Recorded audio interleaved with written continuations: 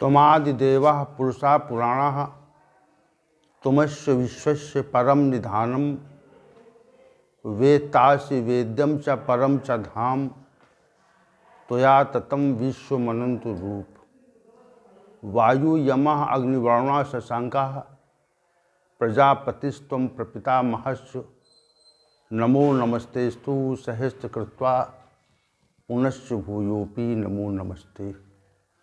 वसुदेवसुतं देवं कंसचाणूरमर्दनं देवकी परमानंदम श्रीकृष्णं वंदे जगद्गुरुं कृष्णं वंदे जगद्गुरुं। कृष्णाय वासुदेवाय हरे परमात्मने प्रणतक्लेशनाशाय गोविंदाय नमो नमः गोविंदाय नमो नमः।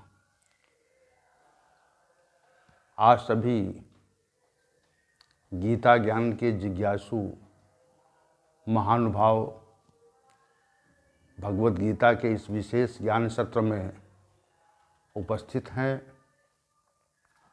और अपने गीता ज्ञान की जिज्ञासा के समापन के लिए हम सभी आए हुए हैं। भगवान श्री गोविंद की भी यहाँ उपस्थिति है। वो प्रत्यक्ष प्रतीत तो नहीं होते, लेकिन उनका आभास होता है। हम सभी उनका आभास करते हैं। ये जो विशद कार्य है भगवत गीता ज्ञान सत्र का, ये उनकी उपस्थिति में ही संचालित हो रहा है और संचालन की दृष्टि से उनके हाथ में ही इस गीता ज्ञान सत्र की बागडोर है। वैसी ही बागडोर जैसी कि महाभारत के युद्ध में अर्जुन के रथ की बागडोर भगवान श्री गोविंद ने संभाल रखी थी, वैसी ही इस गीता ज्ञान सत्र में भी उन्होंने इस सत्र के संचालन की बागडोर अपने हाथ में संभाल रखी है। तो उनकी सानिध्यता है और वे सहज भाव से यहाँ पर नित्य उपस्थित हो जाते हैं और उपस्थित हो करके अपनी उपस्थिति का आभास कराते हैं। आइए चलते हैं, ऐसे भगवान श्री गोविंद को हम कोटिशा प्रणाम करते हैं और उनसे आशीर्वाद की आकांक्षा करते हैं। आइए चलते हैं आज के भगवत गीता ज्ञान के सत्र के विषय के संदर्भ में। अध्याय संख्या 16, दैवासुर संपद विभाग योग। इस पर ही वर्तमान समय में चर्चा चल रही है और हम सभी ने विगत सत्र में श्लोक संख्या 15 पर चर्चा को विराम दिया था। आज इस सत्र में हम श्लोक संख्या 16 पर विचार करेंगे। श्री भगवान ने कहा, आसुरी स्वभाव के जो मनुष्य होते हैं उनके संबंध में श्री भगवान ने कहा, अनेक चित्त विभ्रांता मोहजाल समावृता प्रसक्ता काम भोगेषु पतंति नरके शुचौ। हे अर्जुन, जो आसुरी स्वभाव के लोग होते हैं उनके जो चित्त हैं वे भ्रमित हो जाते हैं और वे लोग मोह रूपी संजाल से अच्छी प्रकार ढक जाते हैं तथा विषयों को भोगने में अत्यंत आसक्त रहते हैं और अंततः ऐसे आसुरी स्वभाव के मनुष्य महान अशुच नरकों में स्वतः ही पहुंच जाते हैं। शिव भगवान ने ये बात कही यहाँ पे। तो चूंकि इस श्लोक के पूर्व श्लोक में के उत्तरार्ध भाग में शिव भगवान ने कहा था कि आसुरी स्वभाव के जो मनुष्य हैं वह अज्ञान से मोहित रहते हैं। अज्ञान से इति अज्ञान विमोहिता,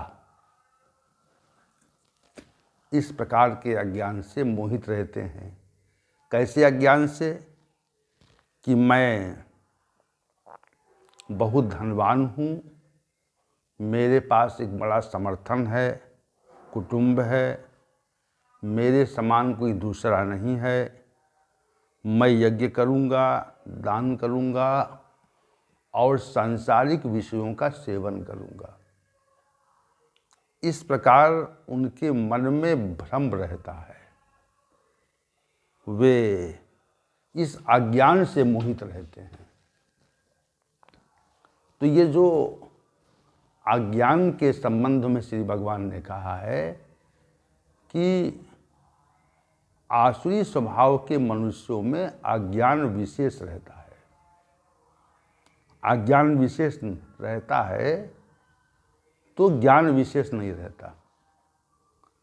ज्ञान विशेष रहने से ही मनुष्य को अपने कर्तव्य कर्मों के प्रति जागरूकता रहती है।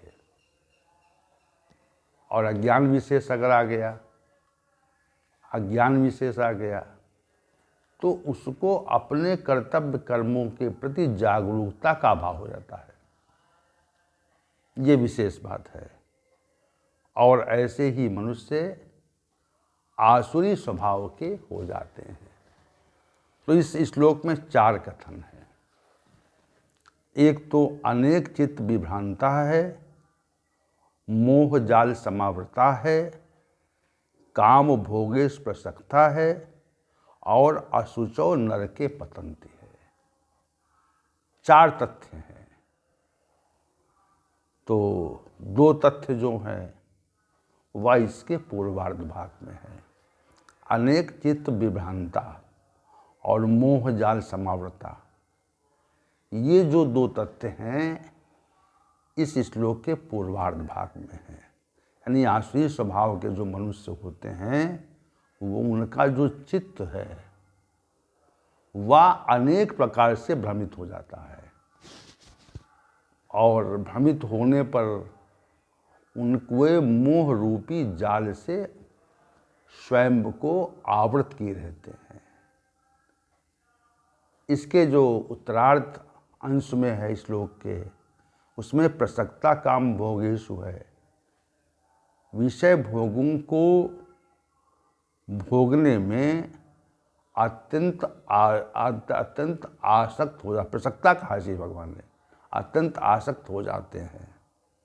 और फिर पतंति नरके शुचौ, ऐसे जो आसुरी स्वभाव के मनुष्य हैं अशुच यानी महान अपवित्र नरकों में गिर जाते हैं।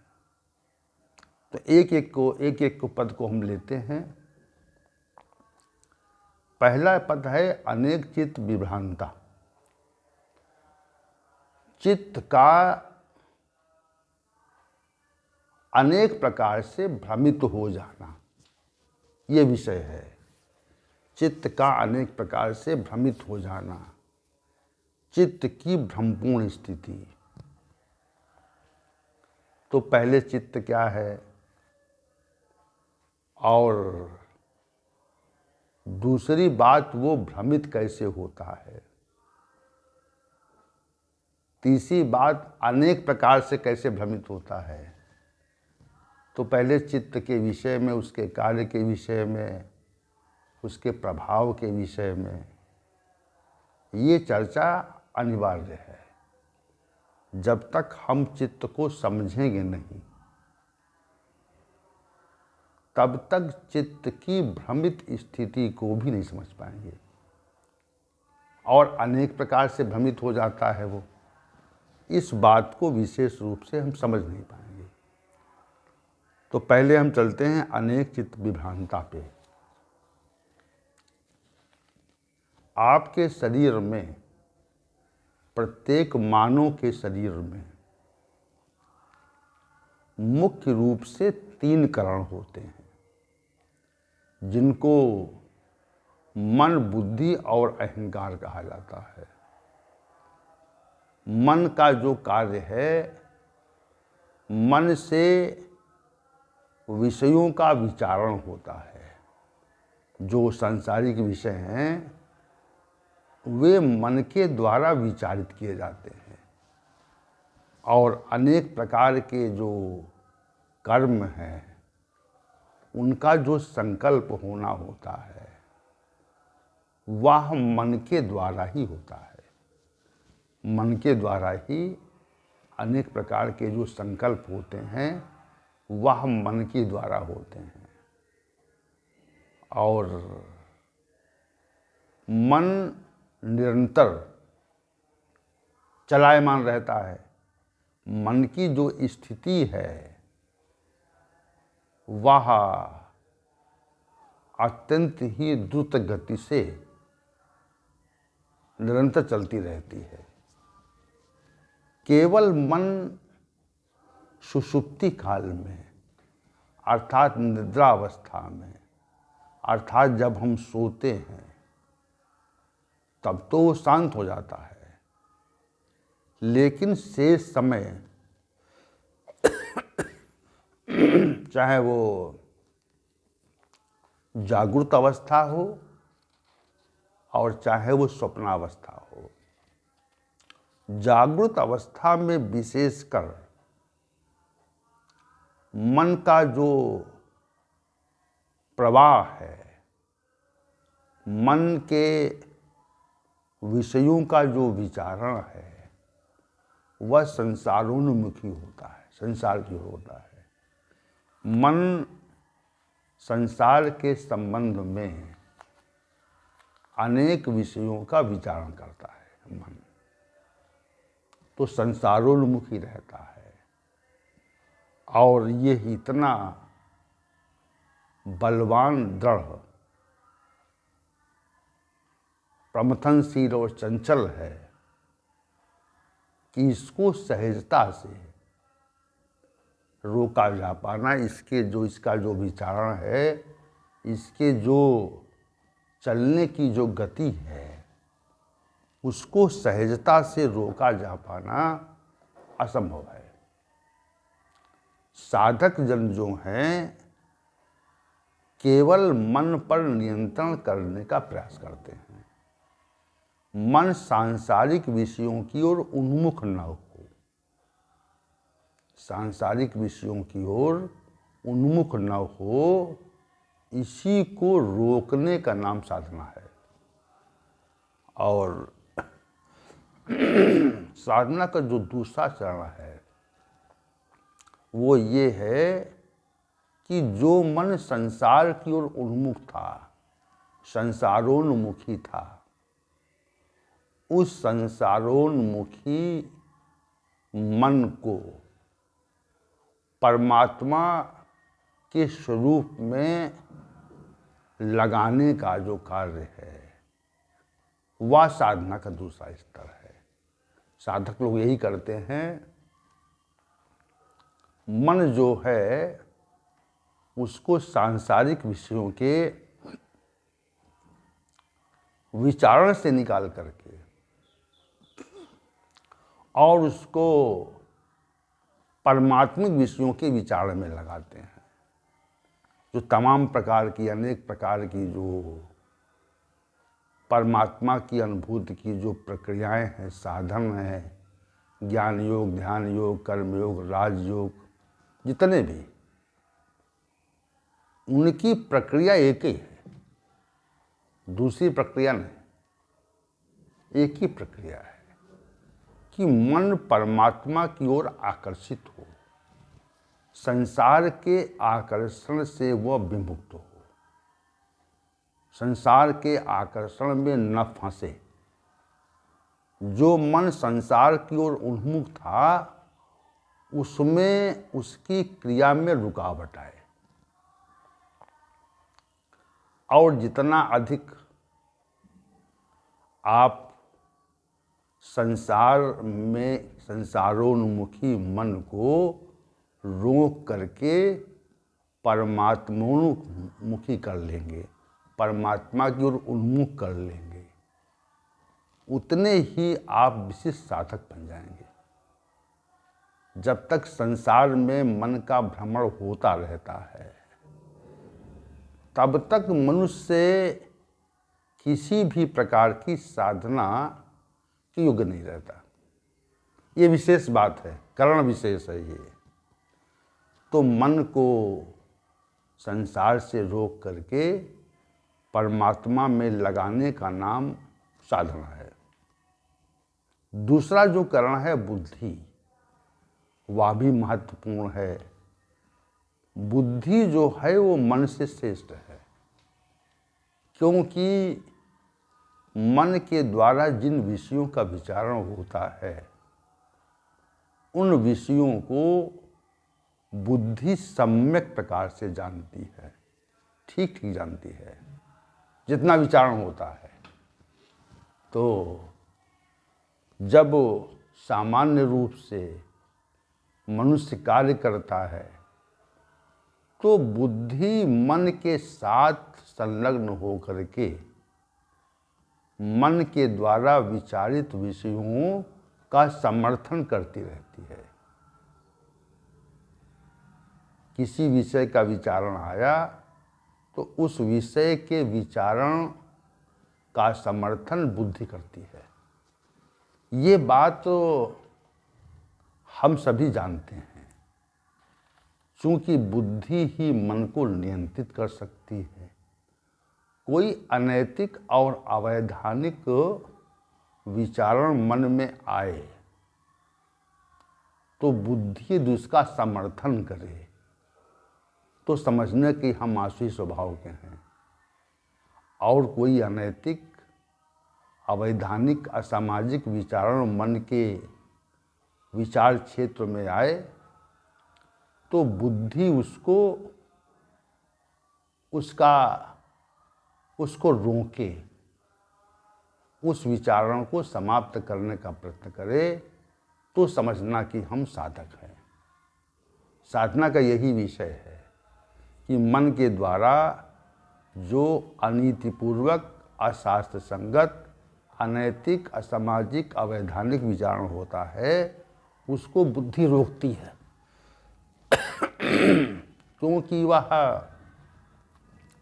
यथार्थ तत्व की ज्ञाता होती है।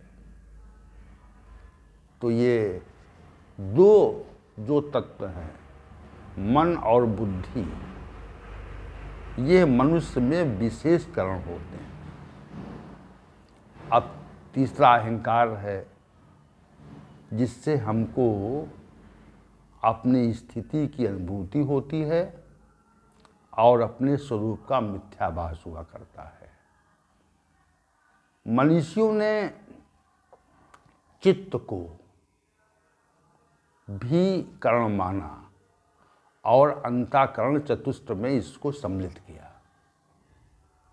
चित्त का क्या, प्रत्येक मन की वृत्ति जो है विकल्प है, और मन की वृत्ति संकल्प, क्षमा करें, मन की वृत्ति संकल्प है, बुद्धि की वृत्ति विकल्प है, और अहंकार की वृत्ति मैपन है, और चित्त की जो वृत्ति है चिंतन या चिंता है।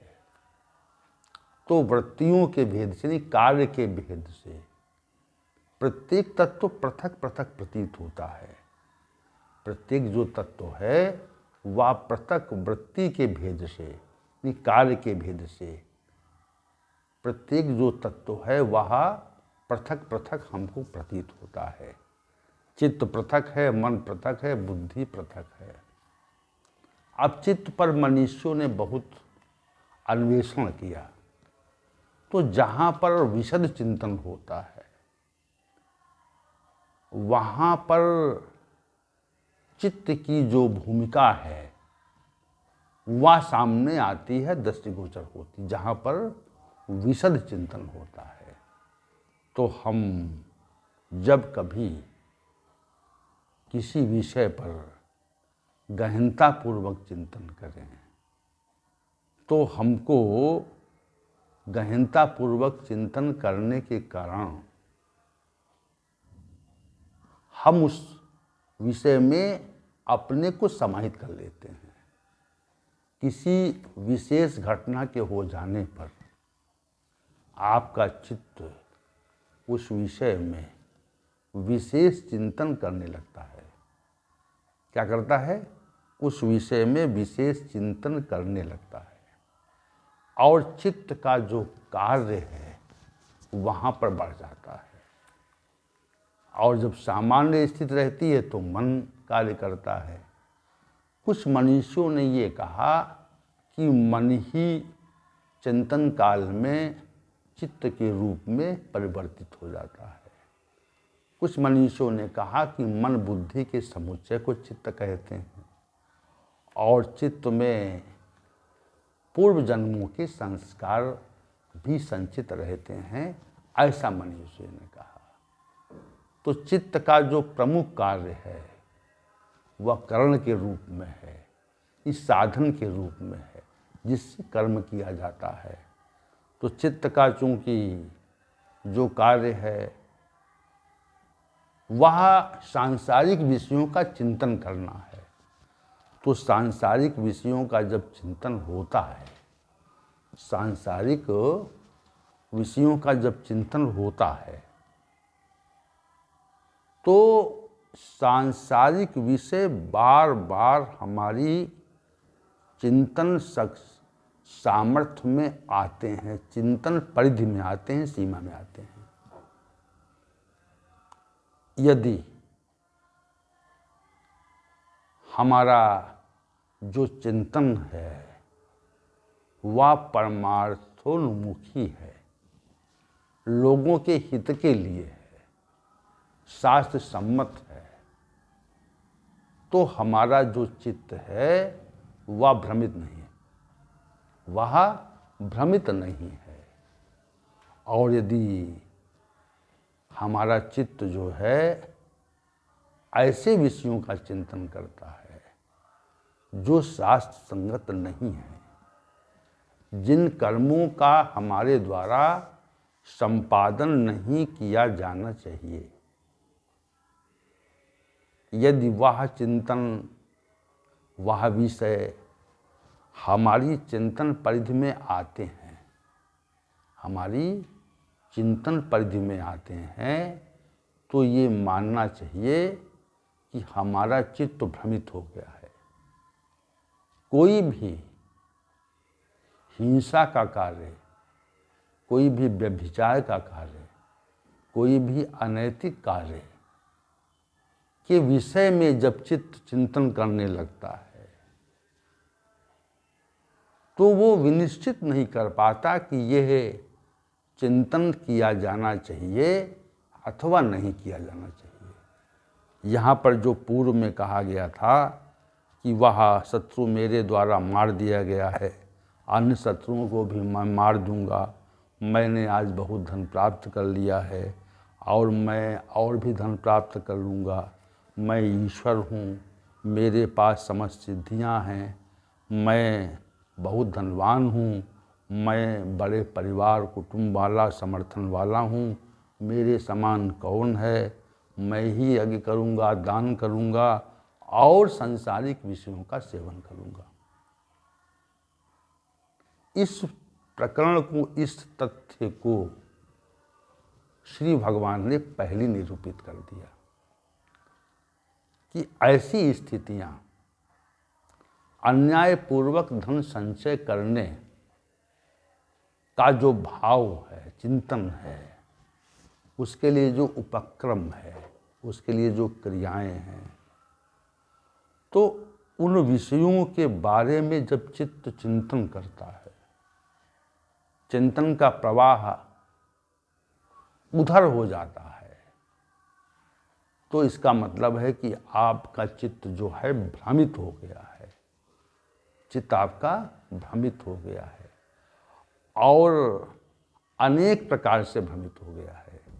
जैसे अनेक तथ्यों को वर्णन किया गया ना, यहाँ पर अनेक तथ्य बता दिए गए। श्री भगवान ने पहले कह दिए कि 12, 13, 14 और 15 में जो तथ्य कहे हैं, जिन विषयों को श्री भगवान ने निरूपित किया है, उन विषयों को लेकर के